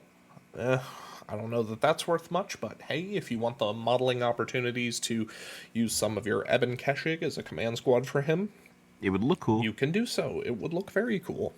And then his weapon, Tails of the Dragon, two separate but identical weapons, and the bonus for using such has already been included in his profile. He can split the mountain, strength +3, AP2, melee unwieldy, mastercrafted. Now remember, he had Furious Charge, so on the charge, Split the Mountain pulls him up to Power Fist levels of killing power here. Mm-hmm. And then the other is Part the Horse's Mane, Strength +1, AP2, Melee Precision Strike 3-up. Not quite as good as Yon Thunderhammer Paragon Blade, but for armies where you're hoping to be able to take advantage of this, that's kind of the give and take of the price you pay. He himself obviously could not bring a Cyberhawk unless it's listed in his war gear already. I don't believe that's the case. But so yeah, it really comes down to your investment in the novelty of that trick for certifying some reserve rules. It was it was kind of a controversial model when it came out. Some people didn't like it. I loved the design of it. And I'm not huge on the Oni mask, but it definitely has a lot of character. Yeah. All right, is it time for the big boy? It's time for the big boy. Let's talk about the con. Yay, the con. Okay, well, anyone who's been in the chat since the edition has started has known that I've had a love-hate, love-hate relationship with this lad. Jagatai Khan is my favorite Primarch. His model is 440 points. He is the Kagan of the White Scars, the Warhawk, the Master of the Ice Blue Heavens, Primarch of the White Scars, and he is unable to use one of his own special rules. But we'll move on from there. Okay. So, the Khan has 2 profiles, which is cool, of course. The Khan of Foot has a 9-inch move. He has weapon skill 7, which is too bad. Wish it was weapon skill 8, but it's weapon skill 7, ballistic skill 6, strength tough 6, wound 6, initiative 8, pretty good. 6 attacks, 10 leadership, and a 2+ save. If the Khan is mounted on a special, what is it called? The Sojutsu Pattern Void Bike, then he has an 18-inch movement. And all of that stat is changed except for the fact that he gains 1 wound. So Khan mounted has 7 wounds as opposed to 6. Toughness doesn't change, but wounds do. So he is a Primarch. He has for war gear the Wildfire Panoply, the White Tiger Dao, the Storm's Voice, and Frag Grenades. His special rules are Legionis Astartes White Scars, Master of the Legion, Hit and Run, Crusader, Pathfinder, Move Through Cover, Lightning from Blue Skies, and he's a Loyalist. And his Warlord trait is the Sire of the White Scars. So it costs 25 points to put him on the bike. So he goes from 440 to 465. So his Warlord trait says that it's the Sire of the White Scars, all infantry and cavalry models with Legionis Astartes White Scars special rule in the same army as the Khan, including himself, gain Furious Charge 1 on any rule in which they have moved. In addition, an army with the Khan as the Warlord makes an additional reaction in the opposing player's movement phase. So it's important to note for this, I just want to point out that this is another reason why you should consider an outflank assault if you're playing Jagorian Brotherhood, and a fair number of whatever you want to throw in there, because your Dark Sons for Death, for example, gain Furious Charge as well when they're charging with everything else, or anything that you want to put into spoilers, whatever. It's a pretty powerful ability. The Wildfire Panoply. The Khan has a 2+ armor save, a 4+ invulnerable save in the shooting phase, and a 3+ invulnerable save during both the movement phase and the assault phase. So he is extra dodgy during the movement and assault phases, which is pretty great. We're going to skip Lightning from Blue Skies for a second and talk about his Storm's Voice pistol, which is range 12 inches, strength 6, AP 4, and it is a Pistol 2, Rending 5+, Deflagrate, Concussive 1, and Mastercrafted. Concussive is fantastic, actually, because for this, anyway, if you do happen to be fighting... Actually, that's really interesting. Does anybody know, does Concussive work on units that have Primarchs in them? I'm not immediately certain. I know it couldn't affect the enemy Primarch, but the rest of the unit it might be able to. Yeah. Maybe. Okay. So my Thank you, Duncan. My gut says that you're paying a lot for that concussive, because relative to just about every other Primarch shooting weapon, Storm's Voice is demonstrably weaker. Yeah. Well, it's okay, because he also, on his Sojutsu Powder and Void Bike, he gets 2 Mastercrafted Heavy Volters, so take that. Anyway, moving on. The White Tiger Dao, whose melee weapon is a Strength +1, AP 2, Melee Duelist's Edge 1, Furious Charge 2, Murderous Strike 5+, and Mastercrafted. So, does Furious Charge 1 stack with Furious Charge 2? It would override the other. Yeah, okay, so it's entirely pointless for him to be given that rule in his Sire the White Scars rule, so that's fine. Strength +1, duelist edge 1. So he's effectively in a challenge against one of his brothers, because let's be honest, that's where he's going. He's striking at initiative 9, which is pretty great. Furious Charge 2, Murderous Strike 5+ is pretty fantastic, because he is only effective Strength 7 on the secondary rounds of combat. The Sujitsu Pattern Void Bike is his ride. It has 2 Mastercrafted Heavy Bolters. It grants him the Hammer of Wrath 2 and Firing Protocols 3 special rule. It does change his type to anti-grav. When he has the bike, he falls back 3d6 inches instead of 2d6. And then it specifically says, when upgraded to have a Sujitsu Pattern Void Bike, the Khan may join models that include cavalry type despite their usual restrictions. And any rules that target the cavalry unit type are considered to affect Jagatai Khan as if he had that movement type. Okay, so now let's go back to the hair pulling of the Khan. Okay? Okay. When held in reserve, do not roll for Jagatai Khan or any unit he is considered to be part of while in reserve. Instead, at the beginning of any of the controlling player's turns except the first, Jagatai Khan and any unit he has joined may be brought into play from reserves without making a reserves roll. If the Khan is part of a flanking assault, then this rule applies to all units that are part of that flanking assault, but does not apply to a deep strike assault, drop pod assault, or subterranean assault that includes Jagatai Khan. Okay, let's talk about the big problem with this special rule. Jagatai Khan can't join a flanking assault. Why not? He doesn't have any of the prerequisite rules or abilities. Scout is still 1 to many, so if he attaches to a unit that has Scout, he's able to join a flank assault. So what has Scout? Bikes? No, Outrider Squadron, they have Scout native. Okay. Yep. So if he joins a bike squad, are they cavalry? Yes. They are cavalry. Okay. So that's what you have to do. You have to put the Khan in with a squad of bikes. Yep. Regular motorcycles. Yep. Okay. So, absent putting the Khan in with motorcycles, so in Jagorian Brotherhood, all infantry gain outflank, right? Well, the Khan isn't infantry, he's a Primarch. He does not have the infantry keyword, it does not apply to him. If he's on his bike, he has the cavalry rule, and jet bikes, he can't join a squad of jet bikes and take them in because of the way the rules work there. So it's literally only Scout, or providing something through that. What's interesting, he does have Pathfinder, so he's like immune to dangerous terrain tests. He has move through cover. So yeah, it's just a strangely worded rule, and it doesn't necessarily make a ton of sense, but it is pretty cool. I do have the bikes. I could put him in with there, but the other thing too is that it's really more fun or more interesting to put him in with other jet bikes just because of the way it looks. So frequently I put him in with a chaplain and, Golden Keshig and just have him roll out that way. If you want to put him with infantry and have him do his trick, a Pathfinder or a Vigilator will grant Scout. Right. So yeah, I mean, if you could pay an extra HQ tax to get it through that. The Pathfinder, man, what a terrible HQ. But yeah, the Vigilator might be interesting.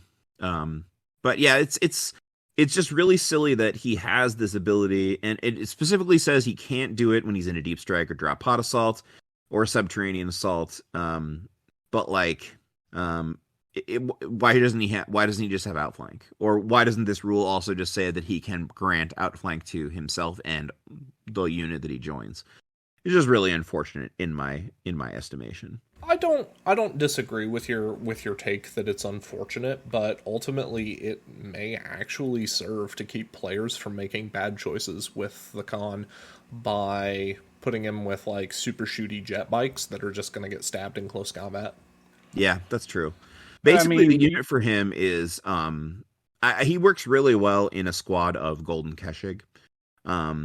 It would be, I suppose it'd be fine to put him in with a squad of Outriders and just have them kitted up for basically just being ablative wounds.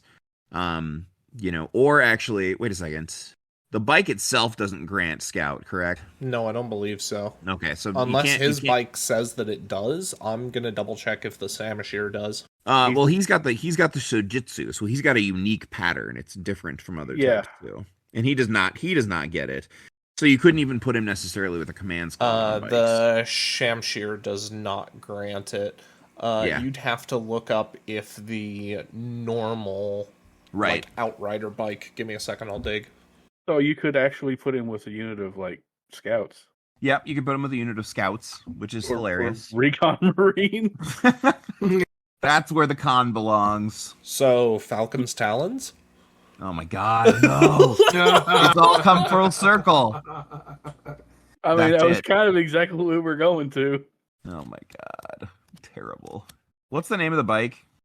Outrider, I believe. Legion Spatha combat bike. Oh yeah, that's right. They changed the name on it this edition.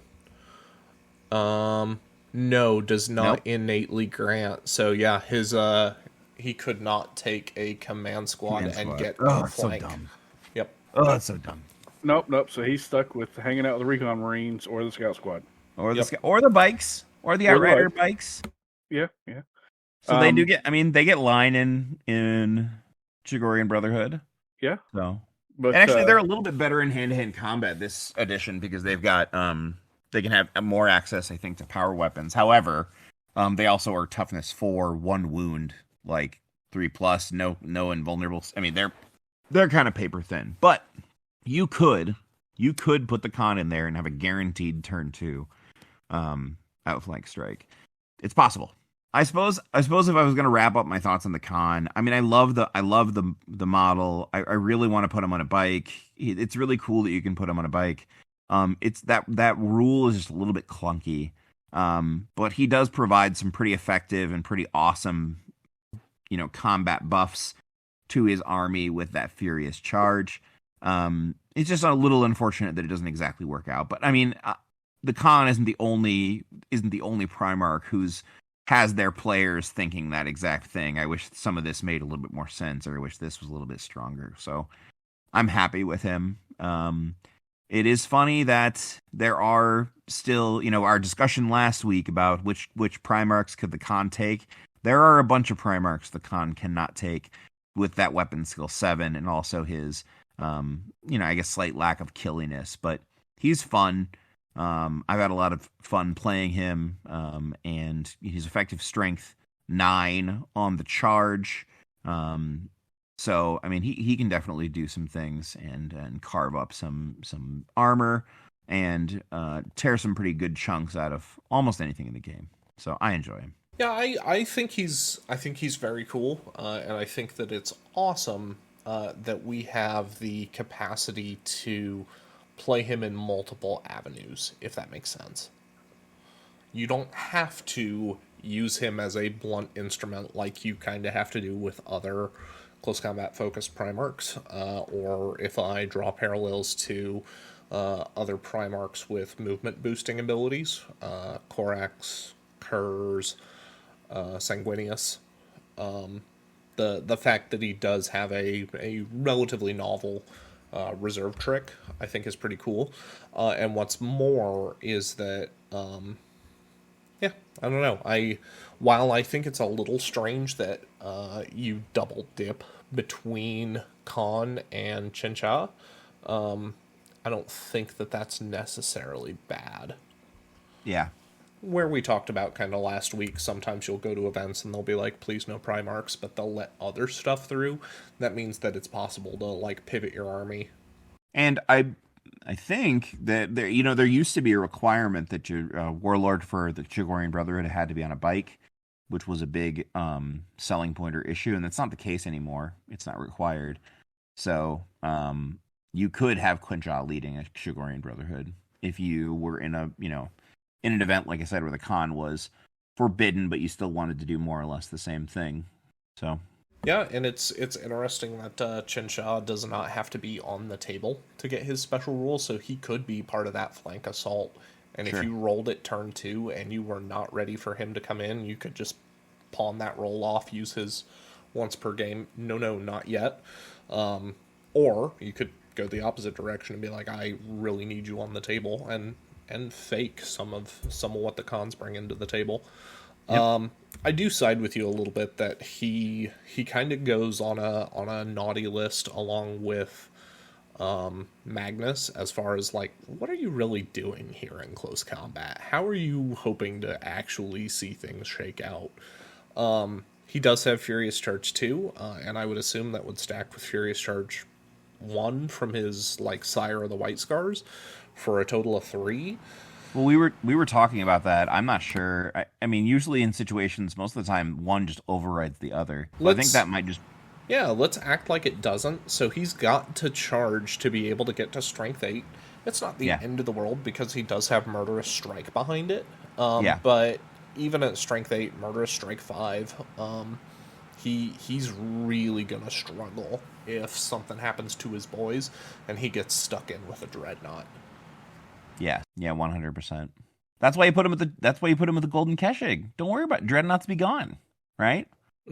There's definitely no way a Dreadnought would ever choose to charge Golden Keshig. Never. Well, they would need to. No, you would have to. The Golden Keshig, the Golden... I'm being facetious. Dreadnoughts would love to charge that unit. This is the one thing about playing White Scars, and this was true last edition, and it's true this edition, is that you win and lose in the movement phase, which is something you can say for almost every wargaming, really, but it really means something here, because like you are like the cat taunting the dog, and if you can keep your distance or whatever, you've got it made. But this army, if you get caught flat-footed, or if you don't plan out your movement phase or whatever, if you allow your Golden Keshig to get charged, then you are probably sunk. So it's another thing that I like about playing this army, is that it really makes me have to stay on my toes with how I play them in that regard, so that I can. I'm playing at a high level against myself every time I play, because I need to be on the ball, and that's really fun. And I think that's a way in which they've been really successful about signaling what this army's about. Sometimes for armies that don't immediately demonstrate power up front in close combat or in shooting. So obviously, like your Iron Warriors, you can learn very quickly. It's easy to grok their Legion trait when you see +1 strength against vehicles, dreadnoughts, and automata. But something like White Scars, like, if you haven't played a lot of wargames, or you don't know what you're getting into, and you see +1 movement, especially considering that +1 movement doesn't necessarily push you over a break point on bike units, right. It can be very easy to miss what you've called attention to, which is that this army will win or lose, live or die, based on how well you do or don't perform in the movement phase. And I think that the biggest, loudest way that they pushed that idea or doubled down on that is how the Legion reaction works. No other Legion has something that does what this does of, do I spring the trap now, or do I think I can successfully bait it out? It's a big game of cat and mouse, and those tend to present large opportunities for playmaking, whether as a misplay or as an outplay. But every single time you see someone really capitalize on that Legion reaction and blow a game out, you're gonna remember it. Yeah, I've played against friends several times, and I'm like, this is what's gonna happen when this thing goes off, and they hear you, and they're listening, and then you do it, and they're like, oh, suddenly I've got half the board that it doesn't have enough time to run to where it needs to be effective. It's very strong. Well, with that kind of thought in summary about how this army functions and where and what its strength and identity lies in, do we have any last notes before we pack this one in? I was just going to say, one of the things that I like about this is that the White Scars are an army that they can be at the same time a shooting army and an effective close combat army, but they don't feel like they're taking anybody else's shtick. They're not stealing anything from Space Wolves. They're definitely not, the Blood Angels or the World Eaters. They're not taking that other stuff. They're doing it in their own way, which again is really cool. Like you said, I'm happy for the most part with the way the rules writing for the White Scars helps them play the way you think you want them to play on the table. There is one thing I would like to make mention of regarding the White Scars. We are actually doing them as one of the 2 Toys for Tots armies this year. Oh yeah, True. Yeah, it's gonna be. I think I helped design part of that list, and Jamie has been, like you said, putting those things together for everybody, which is really, really awesome. And they're being sent off soon, right? As you said, Jamie. The word bearers are the White Scars. Okay. I haven't started building yet. Okay. Limited. I have sort of started on the con. Sort of. He's built. He's undercoated, and Nice. He's gathering dust. So yeah, we're good with that. I mean, they're going to get done. It's just the time frame on them. I had a lot more stuff available resource wise for the word bearers, so I'm trying to get them knocked out first, and then because one person's painting the word bearers, that was kind of my priority to get that done, and then the White Scars, we're trying to get more of a community paint on it. So either way, it's still cool. It is way cool. Super exciting. And again, Jamie, thank you for all your work in coordinating that. It's a pleasure. It's a labor of love for many years. I will say that. We look forward to having everybody be able to join us for our 50th episode coming up next time. We've got a lot of exciting things that we've had in the works, and we're very excited to be able to share them with you. We hope you'll be here for it. In the meantime, I've been Jacob, and I've been joined by... Duncan. Jack. Jamie. We have fewer people than what we started the show with, and we still goofed it up. And we punt on the outro. I'm so proud of us. We always do this somehow. That's not true. On the last episode, we got this. We did this. 1 out of 49. And we've also been joined by a special guest from the Ineptus Astartes. It's Ned, and thanks for letting me be here. It was great. Thank you for being here, bro. Thank you so much, Ned, and thank you again, listeners. Remember, stay accountable to your hobby and to your buddies, and we'll see you here next time.